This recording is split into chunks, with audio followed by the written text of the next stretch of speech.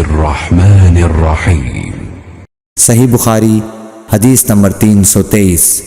ज़ैनब बिनते अबी सलमा से रिवायत है कि उम्मे सलमा ने बतलाया कि मैं नबी करीम सल्लल्लाहु अलैहि वसल्लम के साथ एक चादर में लेटी हुई थी कि मुझे हैज़ आ गया।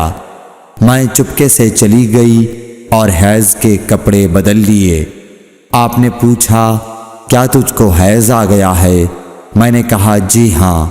फिर मुझे आपने बुला लिया और मैं आपके साथ चादर में लेट गई।